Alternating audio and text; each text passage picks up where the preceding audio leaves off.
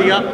आज जो भी सदन में हुआ वो बहुत ही दुर्भाग्यपूर्ण है और चूँकि इस मानसून के समय में, आपदा के समय में ये विचार हुआ कि सदन भराड़ीसैंण गैरसैंण में चले, जो हमारी एक संभावनाओं का केंद्र है, भावनाओं का केंद्र है, और सभी लोग बहुत मुश्किल से, तमाम जगह पर सड़कें भी टूटी हुई थी, उसके बावजूद भी यहाँ पहुँचे हैं।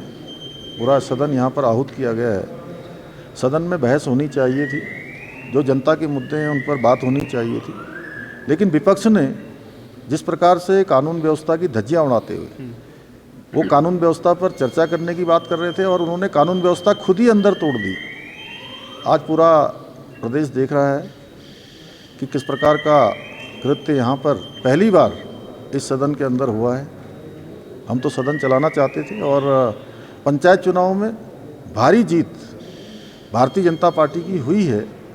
लोगों ने पंचायत चुनाव हो, लोकसभा का चुनाव हो, उत्तराखंड की देवतुल्य जनता ने विधानसभा का चुनाव हो, नगर निकाय के चुनाव हो, या अभी हुए त्रिस्तरीय पंचायत के चुनाव जो संपन्न हुए हैं, उसमें जिस प्रकार से भारतीय जनता पार्टी को चाहे निकाय हो, चाहे वो हमारे ग्रामीण क्षेत्रों, सभी क्षेत्रों की विकास की जिम्मेदारी सौंपी है, उससे उनका हताश होना, निराश होना स्वाभाविक है।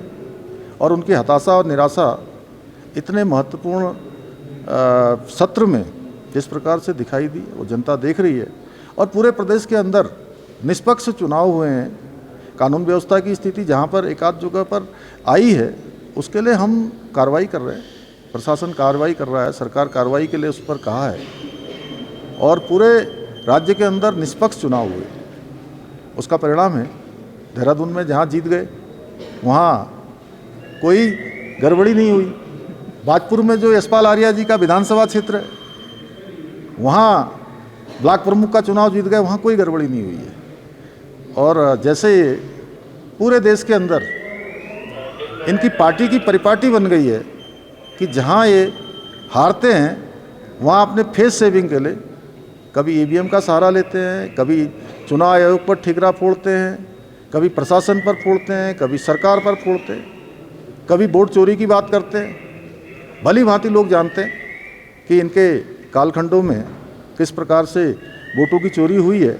और जिस नैनीताल की बात हो रही है, उसी नैनीताल में हमारी पार्टी का प्रत्याशी अध्यक्ष पद की दीपा धर्मवाल निर्वाचित हुई है और वहीं उपाध्यक्ष पर कांग्रेस निर्वाचित हुई है।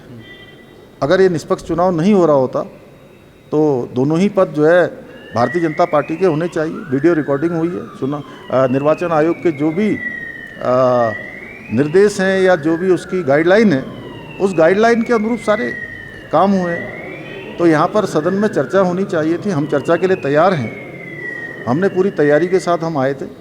पक्ष हो विपक्ष हो, हमको राज्य के लिए काम करना है, राज्य को आगे बढ़ाने के लिए काम करना है।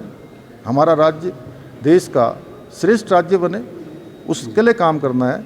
लेकिन आज विपक्ष ने जिस प्रकार से यहाँ पर मेजें तोड़ी हैं, विधानसभा अध्यक्ष के सामने जिस प्रकार से कागज़ के पुतले बना के फेंके हैं, वो बहुत ही दुर्भाग्यपूर्ण है। सर, आगे कुछ होगी, कार्रवाई होगी? क्योंकि पहले भी ऐसा कर चुके हैं यहाँ पर, इस तरह से देखिए, हम अपनी जो जनता की हित के निर्णय, जो विधेयक है, जो हमारा अनुपूरक बजट है, जिससे हमारे राज्य का विकास होना है, हम लोकतंत्र सेनानी जिन्होंने आपातकाल के समय में जिन्होंने जेल काटी थी, अनेक यातनाएं सही थी, उनके लिए विधेयक लाने वाले हैं।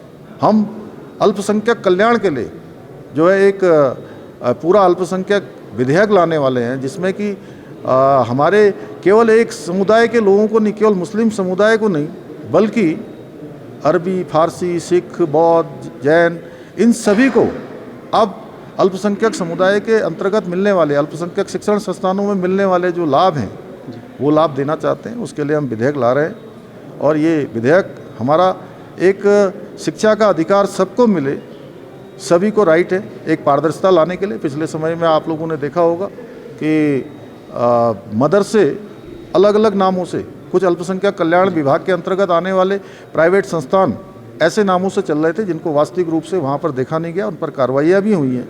250 से अधिक ऐसे मामलों में कार्रवाई हुई है। उसी को पारदर्शी बनाने के लिए, भाषा को बढ़ाने के लिए, जैसे गुरमुखी है, पाली भाषा है फारसी की, इन सभी को बढ़ावा मिलेगा। वो विधेयक हम लाने वाले थे और आज लाएंगे उसको। उस पर हम चाहते थे कि एक सकारात्मक चर्चा हो, उसमें कोई संशोधन हो, कोई और अच्छी बात हो। जो विपक्ष हमको बताता तो हम उसको भी जोड़ते, लेकिन ये तो चर्चा से भाग रहे हैं। आपको पता है कि कहीं ना कहीं ये हताशा निराशा का भी परिचय है। सर मानसून बड़े दर्द लेकर आया है सर यहाँ पर, क्या कुछ मानसून के बाद कुछ है इस बजट से भी उनको मिलेगा कि ठीक हो? हाँ, निश्चित रूप से देखिए, धराली में आई आपदा, हमारी पौड़ी जनपद में सेंजी गांव में आई आपदा, मुनस्यारी क्षेत्र में आई आपदा, उत्तराखंड के विभिन्न स्थानों पर आज जहाँ भी आपदा आई है, हम तत्काल ग्राउंड जीरो पर हमारी सरकार भी पहुँच रही है, प्रशासन भी पहुँच रहा है और हमारा प्रयास है कि धराली के लोगों के लिए एक स्पेशल पैकेज हम वहाँ के लिए बनाएं। अन्य क्षेत्र के लोग जो भी प्रभावित हुए हैं, सभी के लिए हम पैकेज की तैयारी कर रहे हैं। सभी लोगों को राहत देना, उनकी सहायता करना, ऐसे समय में हर एक परिवार के साथ खड़ा रहना। और हम तो चाहते थे कि आपदा में भी चर्चा हो, क्योंकि ये आपदा का समय पक्ष विपक्ष का समय नहीं है। आपदा रोक पाना किसी के बस की बात नहीं है, लेकिन आपदा के बाद होने वाला जो रिलीफ है, जो सहायता है, वो तत्काल हो, रिस्पॉन्ड टाइम कम से कम हो और हम ऐसे समय में लोगों के साथ खड़े दिखाई दें। वहीं जहाँ सरकार खड़ी है, प्रशासन के लोग खड़े हैं, अन्य लोग खड़े हैं, विपक्ष केवल राजनीति कर रहा है, टॉर्चों से देख रहा है कि कहाँ नकारात्मकता दी जा सकती है। ठीक है सर, धन्यवाद। कौन सा? समान नागरिक संहिता। समान नागरिक संहिता तो हमारा संकल्प था और वो हमने लागू कर दिया है। उसमें कुछ टाइम बढ़ाने की बात थी, क्योंकि जुलाई तक उसका टाइम था। उस टाइम को पहले ही सरकार ने, हमने मंत्रिमंडल में प्रस्ताव लाकर बढ़ा दिया है। उसको विधानसभा की जो है उसमें विधेयक के रूप में उसको मान्यता मिलनी है, उसका टाइम आगे हो जाएगा। ठीक है सर।